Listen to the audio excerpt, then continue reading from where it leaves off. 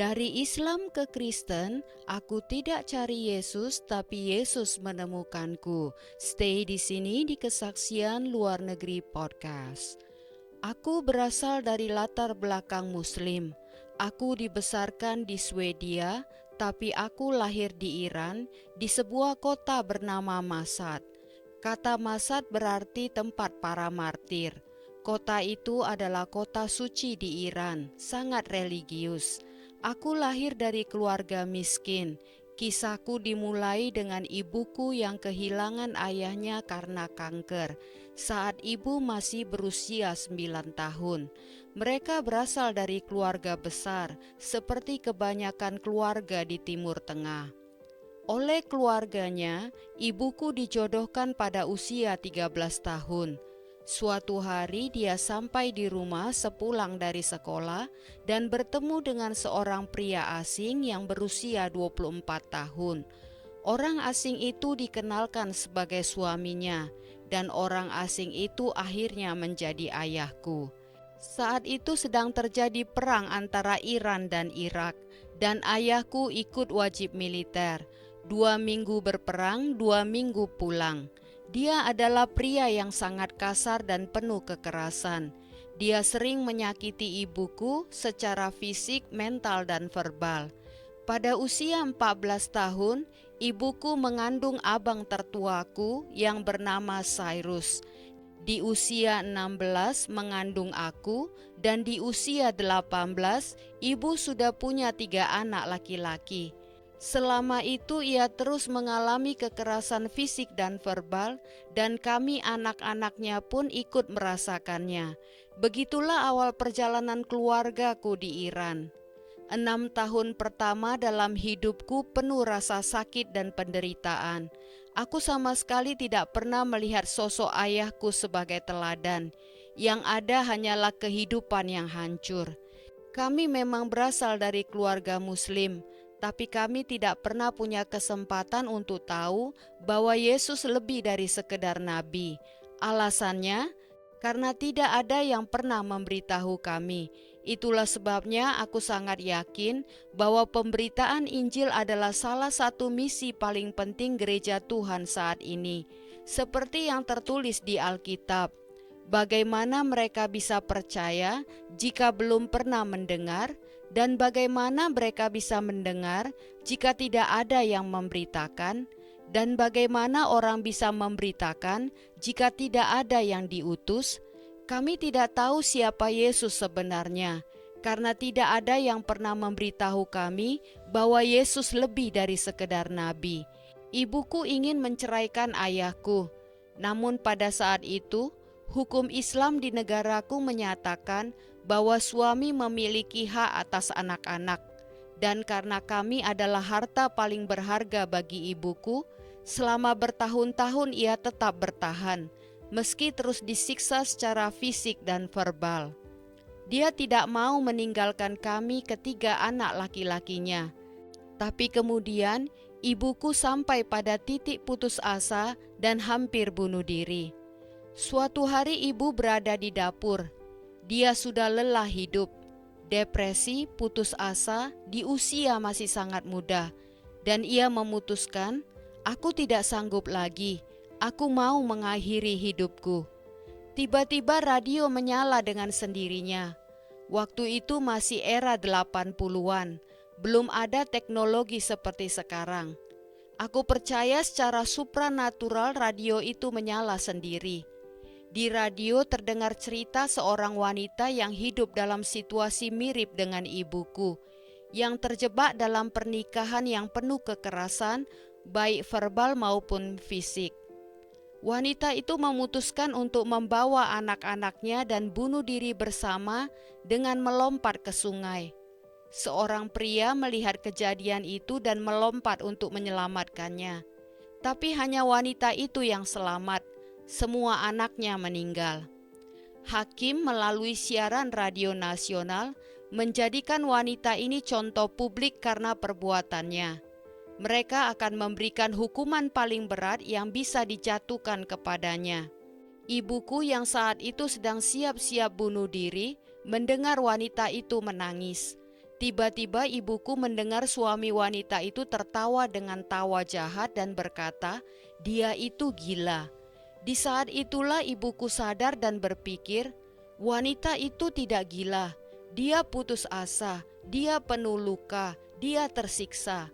Dan aku yakin seperti ibuku, banyak orang di luar sana yang melakukan hal-hal yang terlihat gila, tapi sesungguhnya mereka hanya tidak punya harapan. Mereka hidup dalam rasa sakit yang dalam, luka batin dan kehancuran, sampai akhirnya terdorong ke titik bunuh diri. Seperti wanita itu, seperti ibuku. Namun sebenarnya sejak kecil, ibuku selalu punya impian untuk belajar dan menjadi astronot. Waktu ayahnya meninggal, semua impian ibuku itu ikut terkubur. Dan di momen dia mendengar cerita di radio itu, ibu begitu marah yang benar, dan berkata, "Aku tidak akan membiarkan sistem keagamaan atau suamiku menghancurkan hidupku dan hidup anak-anakku." Jadi ibuku punya ide yang gila, yaitu membawa kami anak-anaknya bersama-sama pergi diam-diam dan melarikan diri dari Mashhad ke Teheran, ibu kota Iran. Dan dari sana kami terbang ke Istanbul, Turki. Lalu kami menghubungi penyeludup manusia untuk bisa melanjutkan perjalanan ke Swedia. Perjalanan ini sangat berbahaya. Bayangkan seorang perempuan muda tanpa suami membawa 3 anak laki-laki, kakakku berusia 8 tahun, aku 6 tahun, dan adikku baru 4 tahun. Kami tidak punya uang. Yang kami miliki hanyalah roti dan sedikit keju, itu saja. Kami tinggal di Turki selama sekitar 4 bulan. Setiap kali kami pergi ke bandara Turki untuk mencoba keluar dari negara itu dan menuju Swedia, selalu ada polisi. Jadi kami tidak bisa pergi. Padahal ini benar-benar situasi hidup dan mati bagi kami. Ibuku merasa sangat hancur. Ibu pernah mengalami pelecehan seksual di usia 6 tahun. Sampai hari ini ibuku masih berkata, "Aku tidak tahu kenapa waktu itu aku tidak menceritakan ke ayahku." Waktu itu dia hanya merasa sangat malu dan memendam semuanya sendiri selama bertahun-tahun. Dan saat kami di Turki itu terjadi lagi. Ibuku kembali dilecehkan oleh orang-orang di sana. Waktu itu aku baru 6 tahun. Aku tidak tahu apa-apa. Yang aku tahu hanyalah aku senang bisa pergi dari rumah, menjauh dari ayahku. Karena ayahku kasar, bukan sekedar memukul biasa. Ayahku memukul ibuku sampai ibu harus dioperasi. Mematahkan lengan ibuku, menendang perutnya saat sedang hamil adikku Alex, mengejar ibuku di dalam rumah dengan pisau. Dia tidak hanya memukul, dia menghajar ibuku sampai pingsan. Kami pernah berpikir ibuku sudah mati karena begitu parahnya dia dipukuli. Waktu aku berusia 6 tahun, aku masih dihantui kenangan itu. Dikurung dalam kamar, dihukum untuk hal-hal yang tidak aku lakukan dan dipukuli. Setelah berbulan-bulan menunggu, gagal terus di bandara, ibuku akhirnya menulis surat kepada Tuhan sebagai seorang Muslim. Aku selalu berkata tentang ini. Yesus pernah berkata, "Bukan kamu yang memilih aku, tapi aku yang memilih kamu dan menetapkan kamu untuk menjadi murid-muridku." Dan Alkitab juga berkata, kita mengasihi Tuhan karena Dia terlebih dahulu mengasihi kita. Aku suka Yohanes 3 ayat 16. Ayat itu tidak berkata, karena begitu besar kasih Allah kepada gereja. Meskipun Tuhan mengasihi gereja, ayat itu berkata, karena begitu besar kasih Allah akan dunia ini. Itu termasuk Muslim, Buddha, Hindu, semua. Satu-satunya jalan kepada Bapa adalah melalui Yesus Kristus, anaknya yang mati dan mencurahkan darahnya untuk menebus dosa kita. Tuhan sangat mengasihi bangsa-bangsa. Kita tidak perlu takut dengan agama lain, karena kita bisa datang kepada mereka dengan pengharapan Injil. Ibuku menulis surat kepada Tuhan sebagai seorang Muslim, dan aku percaya dengan sepenuh hati Tuhan mendengarnya. Isi surat itu begini: "Aku di sini. Aku berada di titik ingin bunuh diri lagi. Aku hancur. Aku tidak tahu harus berbuat apa dengan hidupku. Tuhan, aku seperti perahu yang hanyut di lautan, tanpa arah bersama anak-anakku. Kalau Engkau bisa lakukan sesuatu untukku, tolong lakukanlah. Mungkin Engkau tidak bisa mendengar doaku, tapi kalau Engkau bisa membaca surat ini, tolong bawa aku dan anak-anakku ke tempat perlindungan." Malam itu juga ada yang mengetuk pintu. Ingat, saat itu ibuku, kami masih Muslim. Itulah kenapa aku percaya bahwa Tuhan tidak hanya mendengar doa orang Kristen. Kita tahu bagaimana Injil datang kepada orang-orang bukan Yahudi dalam Kisah Para Rasul 10. Ada seorang perwira Romawi bernama Cornelius, dan malaikat Tuhan datang padanya dan berkata, "Doamu dan sedekahmu telah naik ke hadapan Tuhan." Itulah awal Injil datang kepada bangsa-bangsa bukan Yahudi. Jadi aku percaya Tuhan tidak hanya mendengar doa orang Kristen. Tuhan mendengar doa siapapun yang hancur hatinya. Barang siapa berseru kepada nama Tuhan akan diselamatkan, barang siapa. Dan malam itu kami dibawa keluar. Kami masuk ke pesawat dan terbang ke Bulgaria. Sesampainya di Bulgaria, kami menginap di sebuah hotel selama beberapa malam. Yang datang mengetuk pintu adalah penyeludup manusia.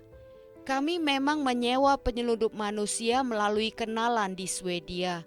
Karena itu satu-satunya cara untuk keluar dari Iran. Karena bahkan untuk terbang ke luar negeri pun, ibuku butuh tanda tangan ayahku. Perempuan tidak bisa bepergian tanpa izin suami. Setidaknya waktu itu tahun 1989, begitulah hukumnya. Dari Bulgaria, rencananya kami akan terbang ke Swedia, kota Stockholm. Kami naik pesawat. Orang yang membantu dan membawa kami ke pesawat berkata, "Jangan bilang siapapun identitas kalian, jangan cerita apa-apa, diam saja." Kemudian orang itu menghilang dan kami tidak pernah melihatnya lagi. Kami mendarat di Oslo, Norwegia, bukannya di Stockholm, Swedia, seperti yang direncanakan. Kami berada di negara lain, tetangga Swedia. Kemudian kami dibawa oleh Palang Merah dan dikurung di sebuah tempat yang rasanya seperti penjara. Bukan karena mereka memperlakukan kami dengan buruk, mereka hanya tidak tahu kami ini siapa dan dari mana. Kami tinggal di sana sekitar 2 minggu dan setelah itu kami melarikan diri. Kami naik kereta dan akhirnya tiba di Stockholm, Swedia, negara tujuan kami dari awal. Ibuku punya beberapa sanak keluarga di sana. Saat kami sampai di Stockholm, kami menyerahkan diri ke polisi. Dan sampai hari ini aku masih tidak mengerti bagaimana itu bisa terjadi hanya karena anugerah Tuhan. Padahal kami masih Muslim. Tapi kami mendapat izin tinggal permanen hanya dalam waktu 1 bulan. Hal ini sama sekali tidak normal. Bahkan petugas yang memberi kami kabar itu berkata, "Ini benar-benar keajaiban, ini tidak normal." Aku percaya apa yang Tuhan katakan kepada Yeremia, "Sebelum aku membentuk engkau dalam kandungan ibumu, aku telah mengenal engkau. Aku telah menetapkan engkau." Tuhan punya rencana dan tujuan. Dan meskipun waktu itu kami belum mengenal Tuhan, tapi aku percaya bahwa pengetahuan Tuhan akan hidup kita setiap individu dan bagaimana kita ambil bagian dalam panggilannya tidak tersembunyi buat Tuhan. Dia adalah Tuhan yang Maha Tahu. Sebelum Dia membentuk kita di kandungan ibu kita, Dia sudah tahu panggilan kita. Aku percaya meskipun kami saat itu masih Muslim, Tuhan mengarahkan langkah-langkah kami untuk bertemu dengannya, masuk ke dalam rencananya.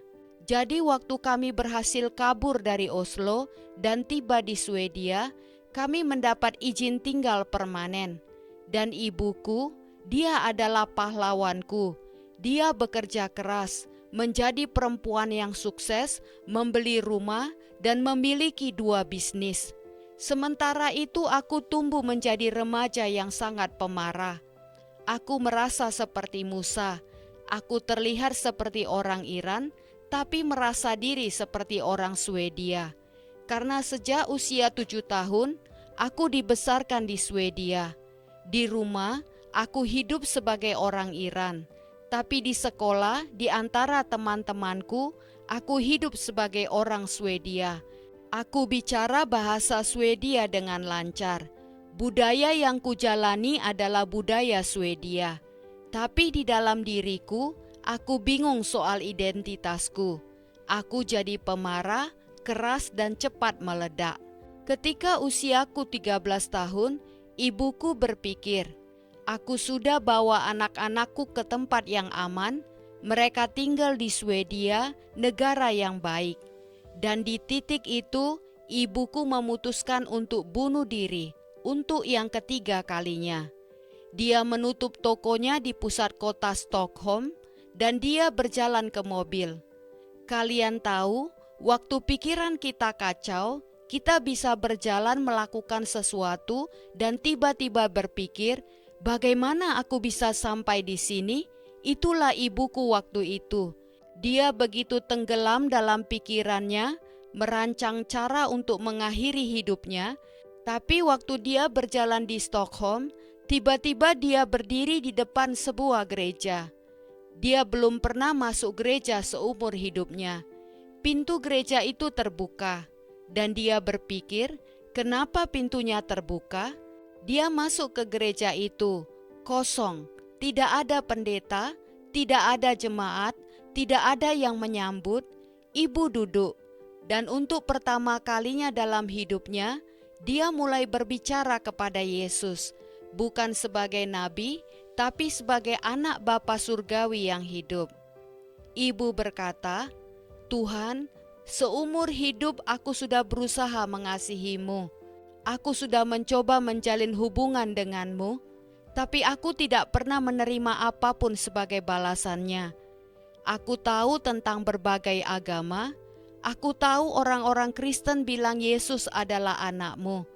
Kami sebagai Muslim mengenalnya sebagai nabi.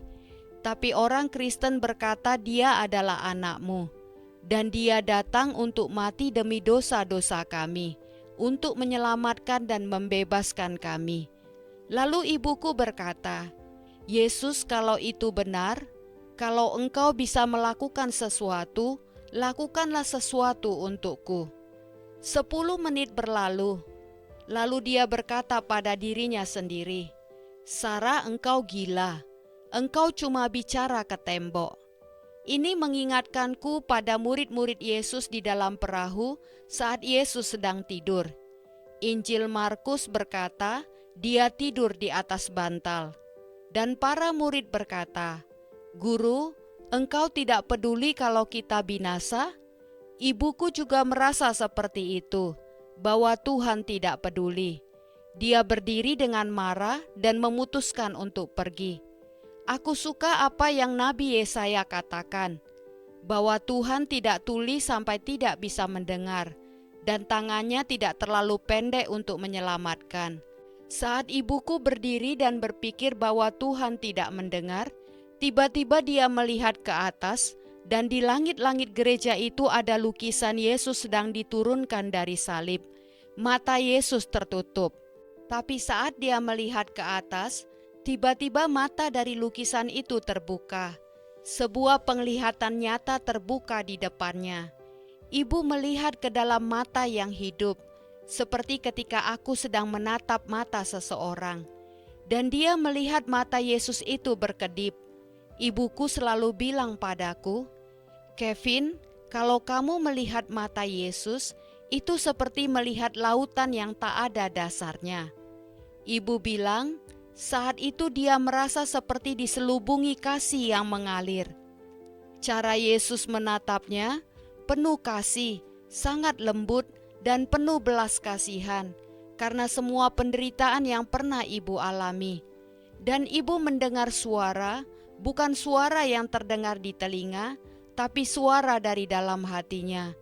Dia mendengar Yesus berkata, "Sarah, penderitaan itu bukan rencanaku untuk hidupmu. Aku tidak pernah ingin kamu menderita seperti ini." Aku yakin banyak orang yang menonton kesaksian ini pernah mengalami pelecehan, pemerkosaan, kekerasan, atau situasi menyakitkan yang membuat mereka bertanya, "Apakah Tuhan peduli?" Tapi aku percaya saat engkau menonton ini, Tuhan juga sedang berbicara dengan kata-kata yang sama. Penderitaan itu bukan rencanaku untuk hidupmu. Aku tidak pernah ingin engkau menderita seperti ini. Setelah melihat ke dalam mata Yesus itu, ibu lalu mulai panik. Dia melihat ke atas sekali lagi, dan kali ini mata Yesus sudah tertutup lagi, hanya tinggal lukisan. Dia lari keluar dari gereja, dia lupa niatnya untuk bunuh diri. Tuhan tidak membiarkan ibu melakukan niatnya itu. Aku percaya banyak orang masih hidup hari ini, itu karena Tuhan tidak membiarkan mereka pergi. Dia punya rencana dan tujuan untuk hidup kita. Alkitab berkata, langkah orang benar ditetapkan oleh Tuhan. Aku juga percaya, bahkan langkah seorang wanita yang hancur pun bisa diarahkan oleh Tuhan. Tuhan menuntun ibu sampai ke depan gereja itu untuk mengalami perjumpaan dengan Yesus. Kemudian ibu pulang ke rumah, tidak menceritakan apapun pada siapa-siapa. Dia menelan beberapa pil dan tidur di Sabtu malam itu. Keesokan paginya hari Minggu, telepon berdering pagi-pagi. Dia belum memberitahu siapapun tentang apa yang dia alami. Seorang teman ibu menelepon dan berkata, "Aku tadi di gereja. Pendeta mendengar Tuhan berkata begini, 'Semua wanita Iran sudah hadir. Di mana Sarah? Katakan pada Sarah untuk datang ke gereja.' Engkau mungkin tidak percaya, tapi ini sungguh terjadi. Sebagai seorang Muslim, ibuku tidak pernah sekalipun pergi ke gereja. Kami hanya mengenal Yesus sebagai nabi, bukan sebagai Mesias. Dan itulah mengapa aku percaya bahwa Injil bukan cuma soal kata-kata, ini soal kuasa, manifestasi nyata dari kuasa Tuhan. Seperti yang Paulus katakan, aku tidak datang dengan kata-kata hikmat manusia, supaya imanmu tidak bergantung pada hikmat manusia, tetapi pada kuasa Tuhan. Satu-satunya alasan ibuku mau pergi ke gereja sebagai seorang Muslim adalah karena dia mengalami perjumpaan langsung dengan Yesus. Dan saat temannya berkata bahwa pendeta mendengar tentang dirinya lewat suara Tuhan, itu menjadi tanda yang membuatnya berpikir mungkin Yesus itu memang real. Dan akhirnya dia memutuskan untuk pergi ke gereja. Pagi itu ibuku berdiri di depan pintu gereja. Ingat, dia belum pernah masuk gereja sebelumnya sebagai seorang Muslim. Lalu pendeta berkata, "Hari ini adalah hari Pentakosta." Pendeta berkata, "Kalau kamu ingin dipenuhi oleh Roh Kudus, datanglah ke depan." Orang-orang mulai maju. Saat dia mulai berdoa, saat pendeta mulai berdoa bagi orang-orang, beberapa orang langsung jatuh tersungkur oleh kuasa Tuhan. Ibuku berpikir dia pasti menghipnotis mereka. Tapi perjumpaannya semalam dengan Yesus terasa begitu nyata baginya. Jadi ibu berkata, "Yesus, kalau yang aku alami kemarin benar-benar Engkau, kalau apa yang dikatakan orang ini adalah kebenaran, kalau doa yang dia panjatkan itu sungguh kuasa-Mu yang sedang menjamah mereka sekarang, jamalah aku." Ibu berkata kepada kami, kuasa Tuhan menghantamnya seperti petir. Ketika dia ada di bawah kuasa Tuhan itu, dia dibebaskan dari roh bunuh diri, dari berbagai macam depresi, dari kecemasan. Aku masih ingat di Swedia dulu, Aku sering melihat ibuku jatuh ke tanah, menggeliat, keluar busa dari mulutnya. Kami sering harus menelpon ambulans. Semua penindasan iblis itu Tuhan bebaskan total hari itu. Dan satu-satunya kalimat yang bisa ibu ucapkan dalam bahasa Swedia saat itu adalah, "Yesus, aku mengasihimu. Yesus, aku mengasihimu." Saat itu aku berusia 13 tahun. Ibu pulang ke rumah sebagai pribadi yang benar-benar baru. Pada usia itu aku tidak percaya pada Tuhan manapun. Bisa dibilang agnostik. Aku tidak peduli soal Tuhan. Bagiku, jangan pernah bilang bahwa Tuhan itu penuh kasih. Karena aku pikir, bagaimana bisa Tuhan yang penuh kasih membiarkan aku dilahirkan dalam situasi seperti itu dengan semua penderitaan yang aku alami. Aku tahu banyak orang juga bertanya hal yang sama. Bagaimana mungkin Tuhan itu kasih kalau Dia membiarkan semua ini terjadi? Waktu itu aku tidak tahu siapa Tuhan sebenarnya. Jadi bayangkan, ibuku pergi ke gereja sebagai orang yang depresi dan putus asa. Dia mengalami perjumpaan dengan Yesus, merespon panggilan keselamatan, dan pulang ke rumah sebagai ciptaan yang benar-benar baru. Alkitab berkata, jika seseorang ada dalam Kristus, ia adalah ciptaan baru. Itulah kenapa aku selalu bilang, pergi ke gereja saja tidak cukup. Engkau harus dilahirkan kembali. Harus ada transformasi nyata. Engkau menjadi manusia baru di dalam Kristus. Ibuku pulang sebagai pribadi baru. Bahkan saat aku sendiri tidak percaya pada Tuhan saat itu, transformasi hidupnya sangat sulit untuk aku sangkal. Kesaksian dan transformasi ibu benar-benar seperti benih yang ditanam dalam hatiku. Saat aku berusia 14 tahun, aku terlibat dalam banyak kekacauan. Aku tidak punya waktu menceritakannya semua di sini, tapi percayalah, hidupku benar-benar kacau. Aku punya kepribadian adiktif, hatiku penuh kemarahan, kebencian dan kekerasan. Aku juga punya disleksia yang parah. Disleksia adalah gangguan proses belajar yang berpengaruh pada kemampuan membaca, menulis, dan berbicara. Aku tidak pernah pintar di sekolah, sangat tidak berfungsi secara sosial maupun mental. Saat usiaku 16 tahun, ibuku mendapat mimpi dari Tuhan. Dalam mimpi itu, seorang malaikat turun dari surga. Saat itu aku masih bayi dalam pelukan ibu. Malaikat itu mengambilku, dan saat malaikat itu terangkat kembali ke surga, ibuku mendengar suara Tuhan berkata, "Berdoalah untuk iman Kevin." Hidupku saat berusia 16 tahun begitu rusak. Bahkan masalahku pun punya masalah. Aku bisa dibilang seorang pemberontak. Tapi Tuhan tidak bilang, berdoalah supaya Kevin punya iman. Tapi Tuhan bilang, berdoalah untuk imannya. Kenapa? Karena Injil bukan cuma sekedar kata-kata. Yesus bilang, pergilah dan jadilah saksi. Dia tidak bilang, pergilah dan berkhotbahlah. Banyak orang berkhotbah tapi tidak menjalani hidupnya sesuai Injil. Yesus bilang, jadilah saksi. Artinya, hidupmu adalah benih bagi orang-orang di sekitarmu. Dan hidup ibuku menjadi benih di dalam hidupku.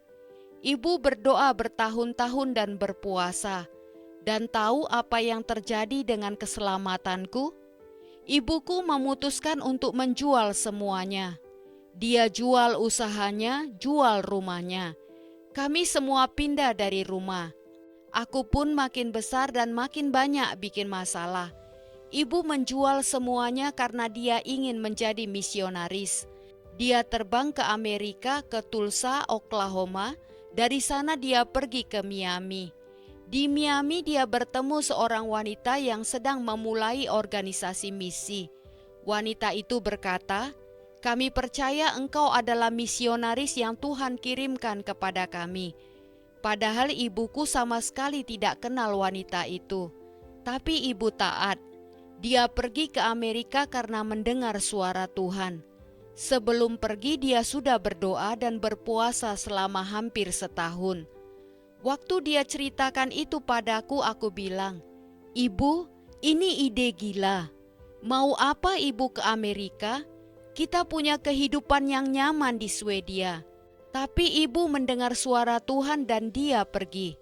Lalu Tuhan taruh di hatinya untuk pergi ke sebuah negara bernama Armenia. Armenia adalah negara kecil di utara Iran. Disitulah Gunung Ararat berada, tempat perahu Nuh bersandar. Sebagian dari gunung itu ada di Armenia. Armenia merupakan salah satu negara pertama di dunia yang secara resmi menyatakan sebagai negara Kristen. Negara ini dikelilingi oleh negara-negara Muslim. Negara ini strategis. Waktu ibuku menelepon dan berkata, "Aku mau pergi misi ke Armenia," aku bilang, "Itu luar biasa, Bu." Padahal aku tidak peduli sama sekali. Yang aku inginkan cuma satu, ibuku bahagia. Kalau dia percaya pada batu dan batu itu membuatnya bahagia, aku tidak masalah. Yang penting ibuku bahagia. Kebahagiaannya sangat penting bagiku. Tapi lalu dia bilang, "Kevin, aku mau pergi ke Armenia." Tapi waktu aku berdoa, Tuhan berkata sesuatu. Aku tanya, "Apa yang Tuhan katakan?" Ibu jawab, "Tuhan bilang engkau harus ikut ke Armenia." Aku bilang, "Aku?" Ibu jawab, "Ya." Apa yang dikatakan ibu itu sesuatu yang berat buatku. Karena dulu akulah yang sering mengejek iman ibuku. Akulah anak yang suka mengolok-olok imannya. Tapi sekarang dia minta aku ikut perjalanan misi. Aku dekat dengan ibuku. Jadi waktu dia bilang, "Tuhan bilang engkau harus ikut," aku benar-benar bingung. Bahkan sampai hari ini, aku masih suka berpikir, cara Yesus memilih murid-muridnya sungguh berbeda. Dia bisa memilih orang seperti Petrus yang pemarah, suka memaki, bahkan memotong telinga orang. Tapi Yesus bilang, "Ikutlah aku." Bagaimana dengan Yudas? Dipilih juga. Matius si pemungut cukai sama, dipilih juga. Tuhan tidak melihat kita seperti kita melihat diri kita berdasarkan kondisi kita saat ini. Tuhan melihat potensi yang Dia tanamkan di dalam kita sejak kita diciptakan. Dia melihat kita sesuai tujuan penebusan yang telah Dia rancangkan saat menciptakan kita. Dan karena itulah, saat Tuhan memanggil, Dia memanggil kita sesuai dengan tujuannya. Ibuku berkata, "Kevin, 7 hari saja. Jangan jawab sekarang, pikirkan dulu. Aku akan meneleponmu besok." Aku pikirkan, dan saat ibu menelepon keesokan harinya aku bilang, "Oke Bu, aku bersedia ikut." Kupikir hanya 7 hari bersama ibuku. Aku mengasihi ibuku, sudah lama tidak bertemu dengannya. Setidaknya aku bisa habiskan waktu bersama dengannya. Ibu terkejut mendengar jawabanku. Akhirnya kami pun terbang ke Armenia. Itu adalah perjalanan misi pertamaku. Dan aku belum percaya pada Tuhan saat itu. Dan aku belum pernah ikut ibu sebelumnya. Aku terbiasa dengan kehidupan di dunia barat negara maju. Waktu itu bulan Februari ketika pergi ke Armenia, dingin sekali. Orang-orang sangat ramah dan baik hati. Tapi daerah yang kami datangi sangat miskin. Jujur saja aku benci tempat itu. Aku cuma ingin pulang, kembali ke pacarku, kembali ke hidupku di Swedia. Aku tidak mengerti apa-apa soal kekristenan. Saat itu aku berusia 21 tahun dan belum pernah masuk gereja sekalipun. Tapi di malam terakhir di Armenia, kami menempuh perjalanan 2 jam naik mobil ke pegunungan. Di sana aku bertemu seorang laki-laki muda pemimpin pujian. Dia berkata, "Bisakah aku mendoakanmu?" Aku bingung, rasanya aneh. Mendoakan aku? Ya terserah. Dia bilang, "Mari masuk ke ruangan ini." Kami pun masuk. Lalu dia mulai bernubuat atas diriku melalui Roh Kudus. Dan lewat karunia pengetahuan, dia mulai menyingkapkan rahasia-rahasia hatiku. Hatiku mulai tergetar. Aku merasa ingin menangis. Dan aku buru-buru keluar dari ruangan itu. Dan dia berkata, "Boleh minta alamat emailmu?" Aku bilang, "Engkau tinggal di Armenia, aku tinggal di Swedia. Untuk apa?"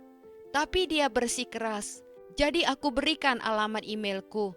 Aku pun terbang kembali ke Swedia, melupakan semuanya. Kembali ke dunia lamaku, langsung pergi ke klub malam. Kembali ke kehidupan yang jauh dari Tuhan. Aku adalah anak muda yang penuh kemarahan, tapi juga pendosa yang bahagia. Aku harus jujur berkata, aku tidak datang kepada Tuhan karena takut neraka atau karena ingin masuk surga. Yang membawaku kepada Tuhan adalah ini. Ibuku selalu berkata, "Kevin, kamu punya Bapa di surga, dan Dia mengasihimu. Aku tahu engkau kehilangan figur ayah dalam hidupmu, tapi engkau punya Bapa surgawi yang sangat mengasihimu dengan segenap hatinya, dan Dia merindukanmu." Jadi yang membawaku kepada keselamatan adalah hubungan. Aku selalu berkata begini, kalau aku masuk surga dan Yesus tidak ada di sana, maka surga akan terasa seperti neraka bagiku. Tapi kalau aku masuk neraka dan Yesus ada di sana, maka neraka akan terasa seperti surga. Karena bagiku, tujuan akhirnya adalah Yesus Kristus sendiri. Yesus adalah mutiara yang sangat berharga. Dia adalah kerinduan segala bangsa. Jadi waktu itu aku kembali ke Swedia, kembali ke gaya hidup lamaku. Hidup seperti biasa sampai suatu hari, sekitar 6 bulan kemudian, laki-laki muda pemimpin pujian itu yang pernah mendoakanku di Armenia mengirim email. Di email dia berkata, akan ada konferensi pendeta dan pemimpin di Armenia. Tuhan memanggilmu untuk datang. Aku langsung berpikir, konferensi pendeta dan pemimpin di Armenia, apa hubungannya denganku? Aku belum kenal Yesus, belum lahir baru. Untuk apa aku pergi ke konferensi pendeta dan pemimpin? Tapi kemudian aku berpikir, konferensinya hanya 7 hari. Dan kali ini aku tidak pergi karena ibuku. Aku pergi karena aku sendiri ingin tahu apakah Tuhan itu real. Kalau ternyata aku salah dan ibuku benar, bahkan kalau ibu hanya benar 1%, itu berarti aku salah 99%. Biarlah aku lihat yang 1% itu, karena kehidupan ibu adalah kesaksian bagiku. Transformasi hidup ibuku telah menjadi benih dalam hatiku. Lalu aku berkata dalam hati, Tuhan, kalau engkau benar-benar real, aku beri engkau waktu 7 hari. Aku tahu tidak seharusnya kita menguji Tuhan, tapi waktu itu aku hanyalah seorang anak muda yang sangat tersesat, tapi ingin mengenal Tuhan sendiri. Beberapa hari sebelum berangkat, ibuku datang kepadaku dan berkata, "Kevin, Tuhan bicara kepadaku semalam." Aku tanya, "Tuhan bilang apa?" Ibu menjawab, "Engkau akan dilahirkan kembali, dibebaskan dari semua kecanduanmu, dipenuhi Roh Kudus, dan engkau akan bertemu seorang pendeta dari Amerika yang akan mengajakmu ikut sekolah Alkitab." Semuanya sangat detail. Ibuku hanya tahu orang yang pernah aku beri alamat email itu selama 4 jam di Armenia. Dia tidak tahu apapun tentang konferensi itu atau siapa saja yang akan datang. Ibu tidak kontak dengan siapapun, hanya aku yang dikontak. Waktu ibuku bilang itu aku tanya, "Ibu tahu dari mana?" Ibu jawab, "Tuhan bicara padaku." Lalu dia katakan, "Jangan engkau berani bilang tidak." Aku bingung dan bertanya, Bilang tidak ke siapa? Ibu jawab, ke pendeta itu. Aku bilang, Bu, ini gila. Beberapa hari kemudian ibu berkata lagi kepadaku, Tuhan berkata, engkau akan pulang dalam keadaan yang sangat berubah, sampai tidak ada satupun temanmu yang mengenalimu.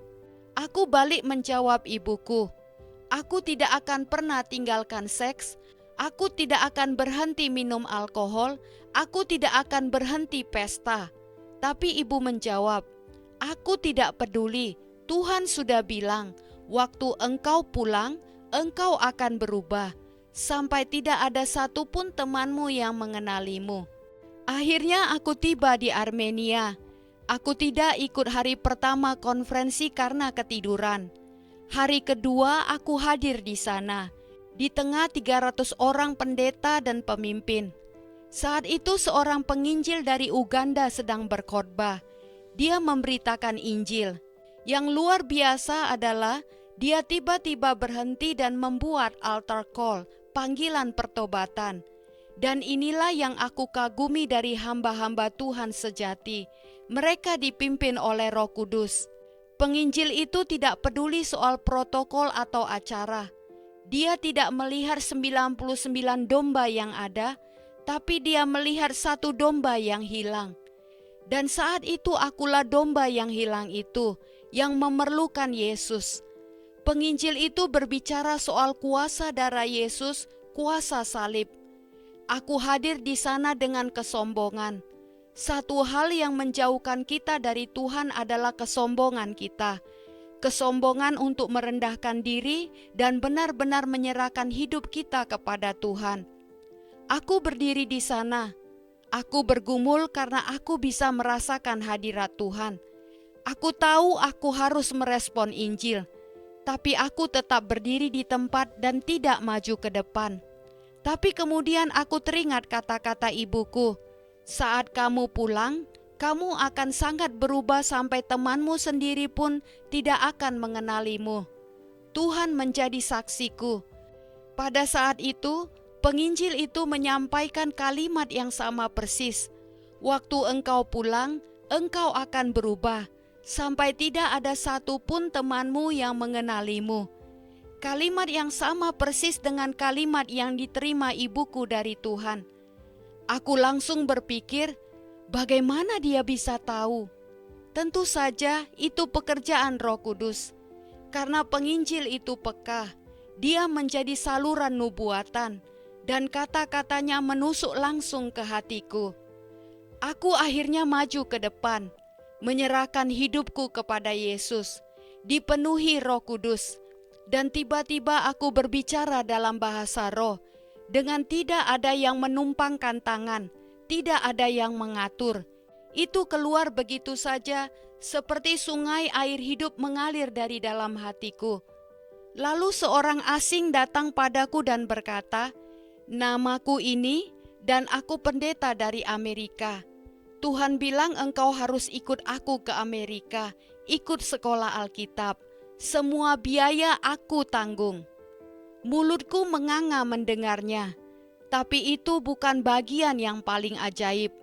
Yang paling ajaib adalah ketika aku lahir baru, setelah 22 tahun hidup dalam luka, ketika aku bertemu Yesus, bukan gereja, bukan manusia, ketika Yesus benar-benar menjadi real buatku, Yesus bukan lagi hanya Tuhannya ibuku, tapi Yesus itu Tuhanku.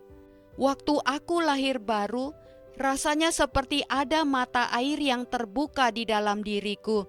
Selama 3 hari aku menangis, dan dalam tangis itu Tuhan membawa kesembuhan dan pembebasan dalam hidupku. Lalu aku dengar Tuhan berkata, Kevin, aku sudah mengampunimu. Sekarang engkau harus mengampuni ayahmu. Aku menjawab, Tuhan engkau tidak mengerti. Tapi dia berkata, aku sungguh mengerti. Karena dialah yang berkata, Bapa ampunilah mereka, sebab mereka tidak tahu apa yang mereka lakukan. Tapi aku masih berkata, aku tidak mau. Dan Tuhan berkata, anakku, Aku tahu engkau tidak merasa ingin melakukannya, tapi pengampunan bukan soal perasaan. Pengampunan adalah keputusan. Aku sudah mengampuni engkau, sekarang engkau harus mengampuni ayahmu. Aku benar-benar percaya bahwa kalau kita gereja Tuhan yang hidup ini belajar untuk mengampuni, kita tidak akan terlalu banyak membutuhkan pelayanan pelepasan. Aku percaya pada pelayanan pelepasan, tapi aku juga percaya jika kita sebagai gereja Tuhan hidup dalam pengampunan, kebutuhan akan pelepasan itu akan jauh berkurang. Dan saat itu juga aku buat keputusan untuk mengampuni. Aku mengampuni ayahku dengan segenap hatiku, dan itu membawa kesembuhan yang luar biasa dalam hatiku. Dan selebihnya seperti kata orang, perjalanan hidupku adalah sejarah. Aku masuk sekolah Alkitab, Tuhan mentransformasi hidupku. Puji Tuhan, sampai bertemu di episode berikutnya. Tuhan Yesus memberkati kita semua. Amin.